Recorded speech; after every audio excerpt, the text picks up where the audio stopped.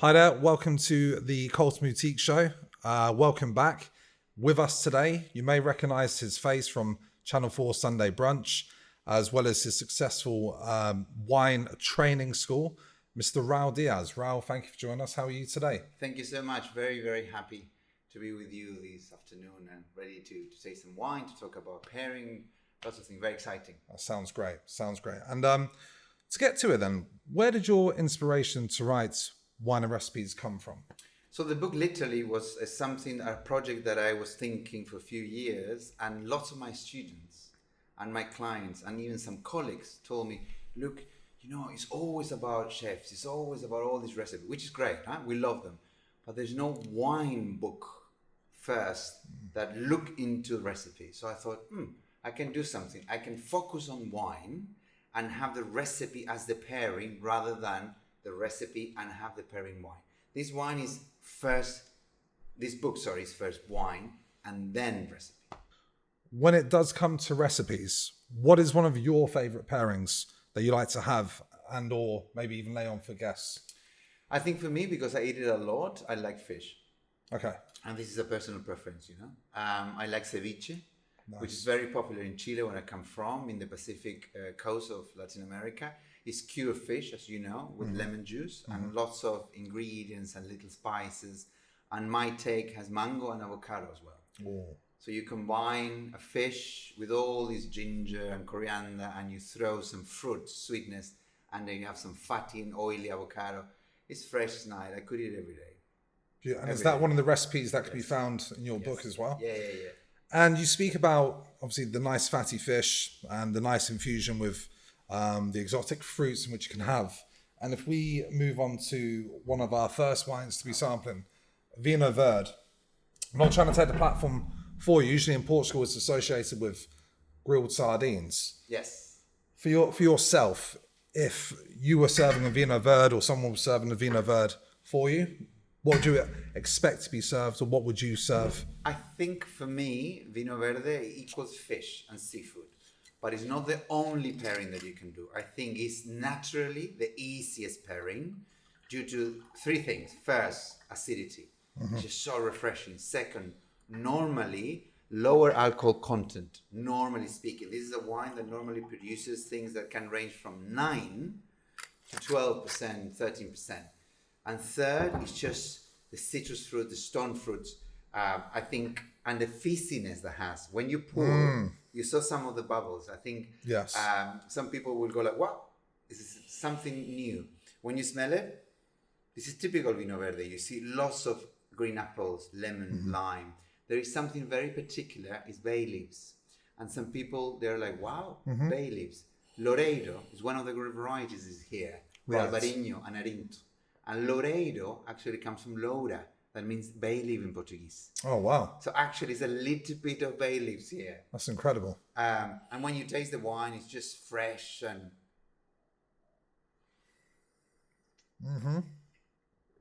It's got that fizz to it as well.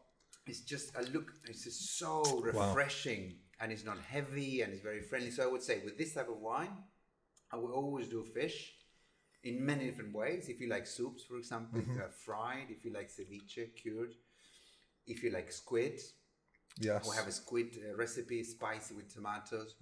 If you like fish pie, but you can go a bit more outside. For example, I can have with pork. Why? Lots of acids. Right. Cut the fattiness of the pork. I like that. I like pork a lot, more than beef. So I think like pork.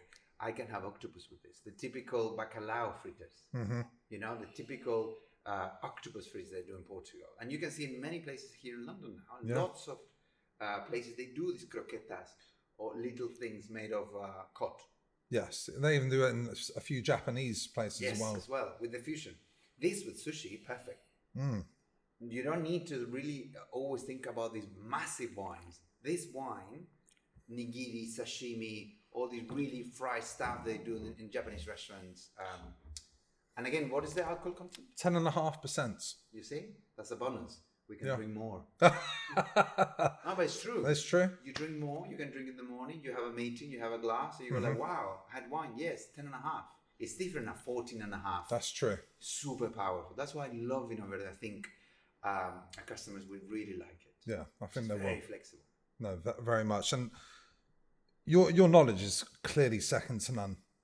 Could you share with us how your journey in wine began, from where you started off to where you are today? I'm going to be very honest. It's always the same when I talk to people. There's no romanticism in my life in terms of wine. I didn't grow up in the vineyard. None of that. Very simple. If you're Chilean, normally you go to the vineyards with your family. You go and play football, you have grilled meat, and your parents, they drink, and you're there.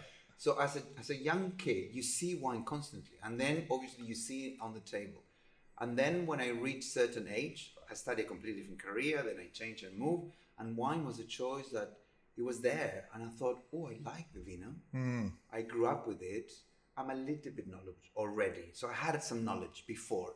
So it was easy to jump and dive. And I was like, when I encountered this, I thought, this is what I want to do because it's related to food, to traveling, to gastronomy, topography, geology, history, everything. So it was a lot more exciting than my previous career. So.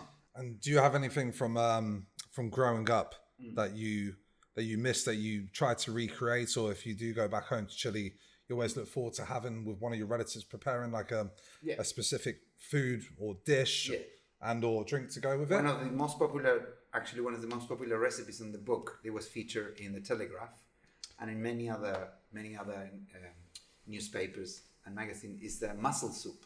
Oh wow! It's my auntie's recipe. So mussel soup, amazing, spicy with a bit of milk and lots of vegetables, and it's great. And normally is basically paired with verdelho, it's another grape variety from Portugal. Okay. But we can bring the vino verde immediately and drink it as well. They're very similar. Wow. In terms of the range, but the mussel soup has been very successful, and lots of the people that bought the book, they sent me messages and they said, "Oh, verdelho and the mussel soup was incredible because it's a very different take. Here we have beautiful mussels from Scotland, but we don't have soups." That's true. That's true. So you see, you change a little bit. You use local produce and use the twist from a different location. No, absolutely. Sounds incredible. And you should try the mussel soup. I will. We eat quite a bit at home anyway, but not in a soup format. So we're definitely going to try that. But speaking of obviously going back home to Chile, and you're clearly well traveled, which inspired you to put this great book together. Is there a country that you visited that you didn't get to spend enough time in that you would like to go back to once again to maybe draw like further inspiration, maybe to write another book or present maybe like something else in a different format? I think for me, if I'm honest, if I do anything as a second version of this, it will be one focus on one country related.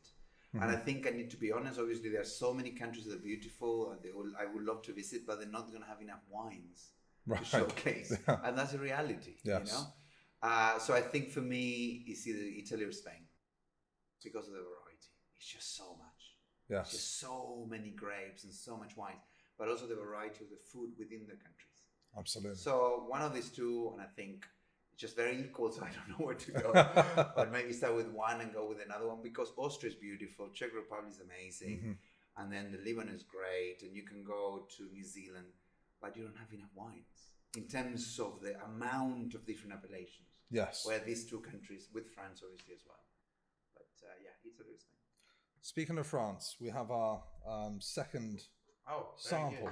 Second sample. And we will be visiting Italy as well. Oh, excellent.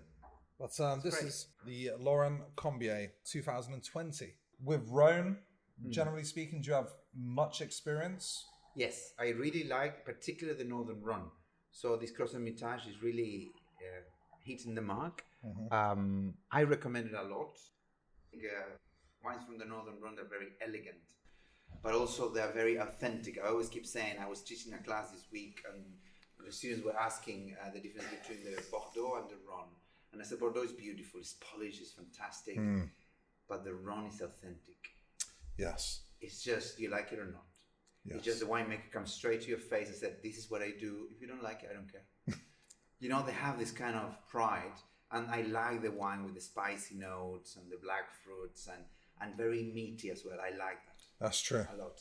So I always recommend it. You see, we get meat here, we get blackberry, we get tons of cinnamon, black pepper comes straight to your face, very elegant oak, and they're not ultra ripe, ultra heavy. No. So I like the Rhone Valley. High levels of acids. They're very, very good. And with a food pairing, Yes. what would something like a Rhone like go well with?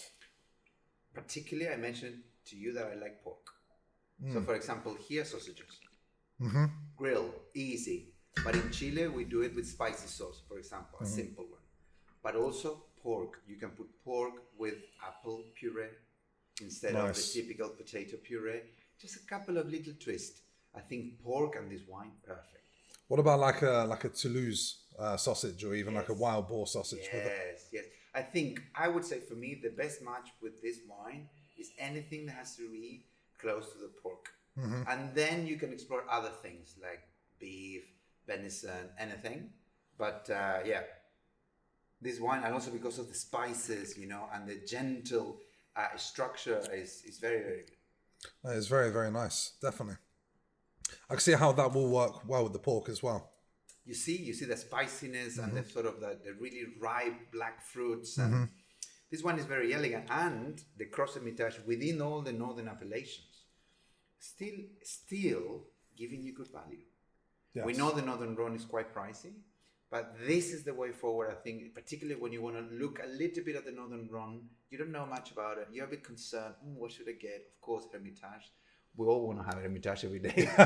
But you can do cross Hermitage and see, because the core of the Northern Rhone is here still. Yes. So either you like it or you don't like it. This is perfect. Really, really good. It really is. It drinks really nice. Absolutely well. And you mentioned Italy, you mentioned Spain. Yeah. Is there a country you have yet to have been to that you would love to go to? Whether it's, again, from not even just a wine perspective, maybe like a food perspective, so you could understand more of that culture. India. Nice. Because of the traveling that I did extensive travel over 100 countries before I was 30. So I was like all over the place. I was always missing India. Always before, always after. I would love to go to the north of India. The south is too hot, too blah, blah, blah. In the north, food is a bit cooler. Yes. Because of the temperature. Spices are a bit milder. And they use different things. So I would love to go to north of India, because the food is very different from what we used to eat. We normally get fruit from Goa, from the south of India, which is amazing, but it's very punchy. Yes. Whereas in the north, it's a little bit cooler, so it's more delicate.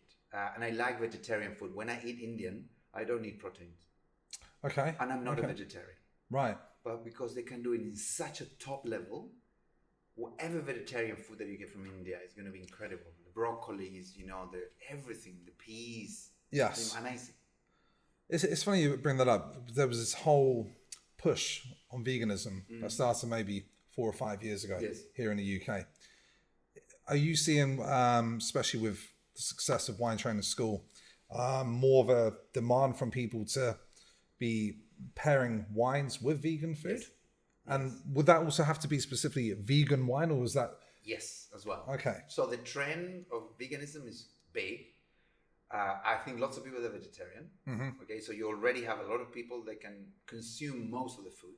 Vegan is a bit of obviously a niche, but lots of people say, is this a vegan wine? And because vegan wine is not so hard to produce, lots of producers are targeting that as well. So if you're a vegan wine, you will have a pole position when it comes to these new consumers. That's like, I can't take any other wine that is not vegan. So I think it's very relevant as long as the wine is delicious. Drinkability is 100% our goal. If it's horrible, sorry, but I don't care if it's vegan or not. It's like, no. The same like organic. Organic needs to be delicious. Conventional needs to be delicious. Okay. It's undrinkable. I'm sorry, but doesn't matter. Game over, right? Absolutely. So I support veganism. Great. Sure. Let's produce them, but don't forget what is the goal. To make delicious wine. Delicious wine. Always. Always. Conventional, organic, or vegan. Can't argue with that. Yeah. Absolutely. Moving on to your successful business, Wine Training School. Thank you. It is one of the most successful wine training schools in the UK and in Europe. In a competitive market, what makes your school stand out amongst the rest? three or four factors that have been, always the key inspiration in my school. First, attention to details in terms of the experience of the student. Why? We're not a big school. We cap it to only 14 students. We're very lucky to have a 5-star hotel set up, the Corinthia Hotel in Banquet. Nice. So already it's different. It's completely different setup for the guys. Only 14 students, but it's all about your experience as a learner. It's a modern approach, fast-paced courses, but also we always ask you as a student to help us to teach you, which means we're going to be teaching you 8 hours a day, because normally we do it in full day courses. Okay. So you can't expect that I'm going to be, or my teacher's teaching you the whole day. We will ask you questions constantly. So when we pass the content, we ask you all the time. So that means that it's an immersive experience, and that's the result in the marks, right? Our level 1's a level 2, 100% mark, no one failed. Wow. And our level 3, they're very high pass marks, because it's an effort of the whole team of the teachers to say, look, our students, they need to learn, but they need to have fun, and they need to help us to teach them, because that's the future of teaching. So is it, to an extent, catered around an individual's needs and wants? Yes, so we do the level 1, 2, and 3. Yes. We welcome everyone from trade and non-trade. Okay. But they all need to have the same spirit of learning. Absolutely. And the willingness to say, I'm not going to be a lazy student. That's not going to happen. Because we will notify you immediately within half an hour. It's like, come on, Yes. The group needs you. I need you to do it. So I think, and of course, there's a lot of trade colleagues sending students. I've been training, big sommeliers in the UK, people that are going abroad, journalists, lots of people. I'm not going to mention the list, but I'm saying, sure. So lots of trade people will be coming as well, which means that they pass the rumors, the school is really good and the small courses, a lot of attention to us. I see. As a student with other schools, we have no problem if you have 30 students in the class. Yes. But things change. Yes. And also the quality of the samples. I'm very proud because we use very expensive samples, even on the entry level. And that makes a difference, because when I did my levels, when I was a kid, I was in a room with more than 30 people. And the samples were very discreet. Yeah. So I said, when I'm going to open my school, that's not going to happen. And do you think that makes a big difference in terms of that higher quality wine versus, say, that mediocre wine? Yeah. Absolutely. You're absolutely right. Even on the most entry-level appellation that you're showing, yes, the fact that you're showing a much better example, the student gets it. And right. Like, I understand. So we don't like to be constrained by cost. No. And we're not the most expensive school in the market. That's really good. Considering that we're in a 5-star hotel. Wow. So try to make it, a good vibe. Of course. Good There's vibe. more like a passion of yours Exactly. than anything else, which makes it fun. So even though you touched upon it briefly, would you mind providing any success stories from any students of yours? Yeah, many. I have many. I'm very proud. 3, 4, 5, 6 times. I don't remember the times that student came. I don't know what to do. I don't know my career. I don't know. And I'm very like, listen, you're going to do it. Don't worry. We will help you. We will help you. Oh, fail the level 3. That happened. Sure. Come on, you can retake it. Just come, train with us again. Don't worry, you're going to make it. Suddenly change it. Some of my students now, they're reps. They're like managers for wine companies. Wow. And they were a waiter in a restaurant only 5 years ago. That's incredible. A waiter going like this, which is not a problem to be a waiter, but sure. the mentality. And now guys are like managing portfolios like yourself and, nice suit and everything. Mm-hmm. It's not about that. It's about the journey of that person. I have some girls as well, like doing super well, getting really good positions as journalists and stuff. And we train them and we help them because I think we gave them also the confidence. I think this is something that we invest a lot with my teachers, is to build the confidence of the student, not a machine to retain information. It's like to be able to talk about wine. Yeah. And I can see them. Some of my students are hosting evenings. Sometimes I go and I'm very quiet in the corner and I go like, going like bam, bam, I'm so confident. And the knowledge, but just in the right dose. So you don't look arrogant. You don't look patronizing. You look, I always keep saying, I'm your friend. I want that you're your friend with the other wine people. Horizontal. Absolutely. Not like that. always like this, and I can see them. So my heart is like this when I see them like that. Perfect. And I'll be remiss, you mentioned you love to visit either Spain and or Italy. Yeah. We do have one more wine to try. Yes. They do say save the best for last. Ooh. So I wine, can see the label from here. I'm sure you'll... Serious vino is coming. Yeah, it certainly is. It's the 2019 Guido Alberto, which is Sasakaya's younger sibling. With something like this, in terms of this quality, Yep. would the quality of the food increase that you'd pair with this, or could it go with mostly anything? I think it depends your habits, you know. The wine is incredible, the wine is rich, the wine is very acidic, has all this typical Italian structure with a bit of that obviously international twist from Bordeaux. But I think it depends on what you like. We're not going to judge anyone. I think that you should do something that makes you very happy. Yes. So what I'm trying to say, if you like, even I'm saying like super simple, a burger, even a burger with this wine. People think a burger with this beautiful Italian wine, but if you take the time, if you do it at home, if you get all the ingredients, and it's your best burger, we'll smash this. Yeah. Personally, I will take a bit longer time. I will put something like a nice lamb or something. I will do, I don't know, I'm thinking quickly. For me, this is meatballs with tzatziki. I would put a little bit of maybe lamb chops or something. I will cut some mint. I will have some tomato with, you know, like feta cheese. I will make it very Mediterranean. Absolutely. But with animal protein. Yes. Because I think this wine with only vegetables, I think it's too good. I think you're right. Most definitely. Very elegant, typical. Very full-bodied. Yeah. But it's just, I think that what I love about Italian and Spanish wines is the acidity levels combined with the fruit character, with that makes the wine so drinkable, even if it's really big and powerful and tannic like this wine. Yes. Amazing. Yes. Very, very good. It hits you, right? It does. Hits you. It really does. No, but it's beautiful. As I said to you, with this type of wines, I would love that our viewers spend a little bit of time in the kitchen, in any direction. But they need inspiration. And we've been speaking about wines and recipes. Yes. Where can wines and recipes be ordered from? Yeah, wines and recipes. So this is the time for the advert. So my website is winetraining.co.uk, winetraining altogether.co.uk.